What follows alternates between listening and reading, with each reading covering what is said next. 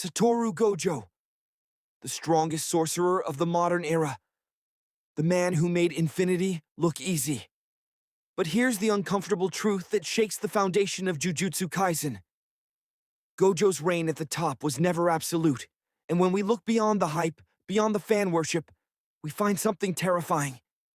There are beings in this world who stand above him, and understanding why changes everything we thought we knew about power in this universe. Welcome to the uncomfortable reality check that every Jujutsu Kaisen fan eventually faces. Today, we're dissecting the hierarchy of power that exists beyond Satoru Gojo, and trust me, by the end of this, you'll realize that the Six Eyes were never meant to see everything. We're diving into the manga, so consider this your spoiler warning. If you're anime only and want to stay pure, this is your exit. For everyone else, let's shatter some illusions. Let's start with the most obvious name, Ryomen Sukuna. But here's where most people get it wrong. They think Sukuna is stronger than Gojo simply because he's the king of curses. That's surface-level analysis. The real reason Sukuna surpasses Gojo is far more nuanced and, frankly, more terrifying.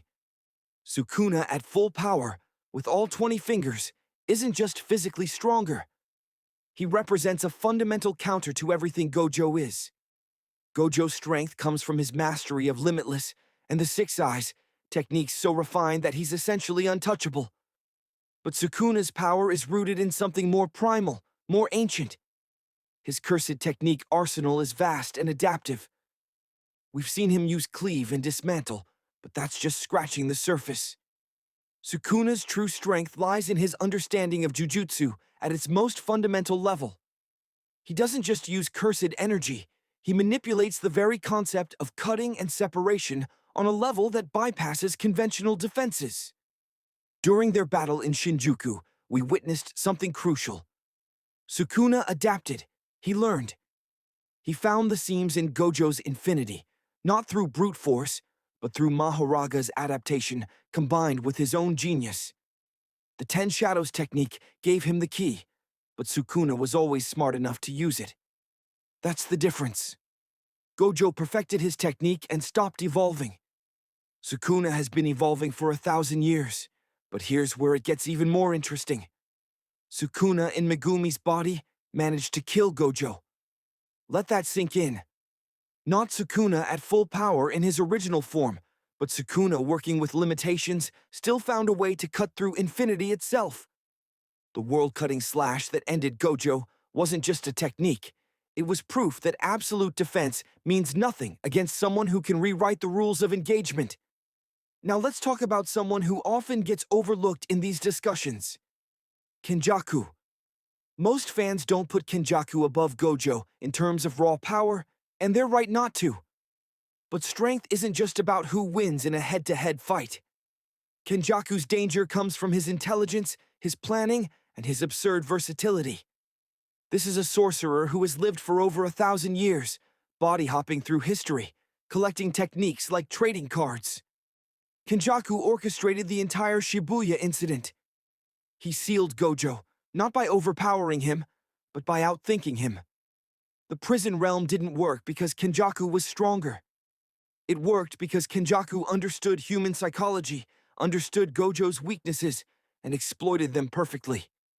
That's a different kind of strength, one that's arguably more dangerous than raw power. Consider Kenjaku's cursed technique collection. He has Suguru Geto's curse manipulation, giving him access to thousands of curses including Tamemo no Mae Incarnate and other special grades. He has anti-gravity techniques. He can perform barrier techniques that rival the greatest sorcerers in history. He created the Culling Games, a nationwide death match designed to optimize cursed energy in humans. Gojo could never conceive of something that elaborate, let alone execute it. Here's the critical insight. Gojo operates on the level of tactics. Kenjaku operates on the level of strategy. In a random encounter, Gojo probably wins. But Kenjaku would never allow a random encounter. He controls the board, and on a long enough timeline, the strategic mind always defeats the tactical genius.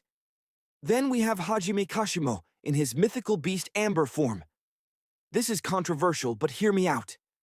Kashimo's curse technique, which he saved for 400 years, transforms him into a living embodiment of electromagnetic force.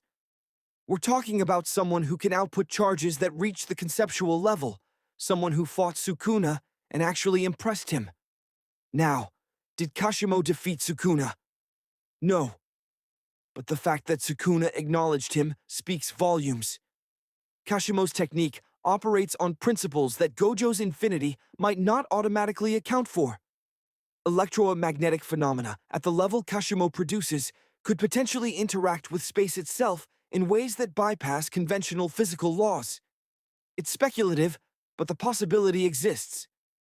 But let's go deeper. Let's talk about Yorozu. Most fans dismiss her because she lost to Sukuna, but that's missing the point entirely. Yorozu's construction technique allowed her to create a perfect sphere, an object that exists in complete equilibrium, rejecting all phenomena. Think about what that means. She created something that conceptually rejects interaction with the world. Gojo's infinity keeps things from reaching him by dividing space infinitely. Yorozu's perfect sphere existed in a state that rejected even the concept of being affected.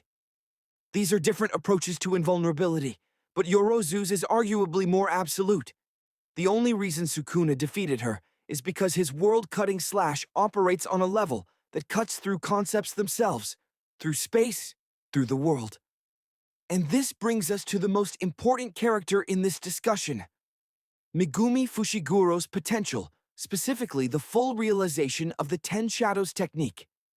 Here's what most people miss. Mahoraga, the divine general, adapted to infinity. It took several rotations of its wheel, but it did something nobody thought possible. It adapted to unlimited void. It found a way to exist in a space where existence shouldn't be possible. Now imagine a sorcerer who has fully mastered the Ten Shadows, who can summon Mahoraga not as a last resort suicide move, but as a controlled Shikigami. That sorcerer would have access to an evolving defense and offense that specifically counters any technique it faces. Gojo's strength is static perfection. Mahoraga is dynamic evolution.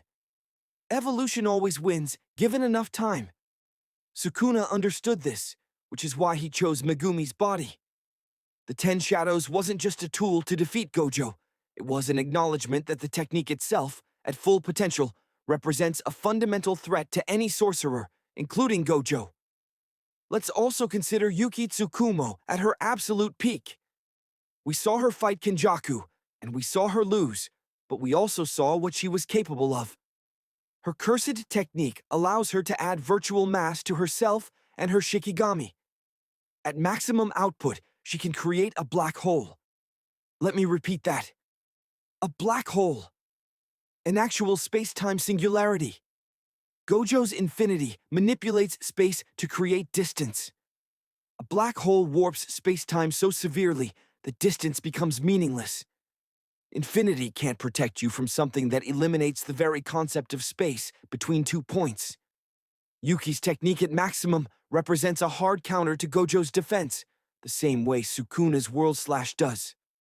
The pattern here is clear. Gojo's power is absolute within the framework of conventional jujutsu. But the characters who surpass him do so by operating outside that framework, by bending or breaking the fundamental rules that Gojo has mastered. So what does this mean for the future of Jujutsu Kaisen? With Gojo gone, the power structure has shattered. Sukuna remains the apex predator, but he's weakened. Kenjaku is still out there, still planning. The culling games continue. And somewhere in all this chaos, the next generation is being forced to evolve beyond what anyone thought possible. Here's the final truth. Gojo was never meant to be the ceiling. He was meant to be the standard, the measuring stick that shows us just how high power can reach in this world. But ceilings are meant to be broken, and in Jujutsu Kaisen, power without evolution is just a monument waiting to crumble. The strongest sorcerer of the modern era fell because he stopped growing, stopped adapting. He achieved perfection and became static. Meanwhile, his enemies evolved, adapted, and found the cracks in his perfect defense. That's the real lesson here. In a world of curses and sorcery, absolute power doesn't guarantee survival. Only those who continue to evolve will inherit the future.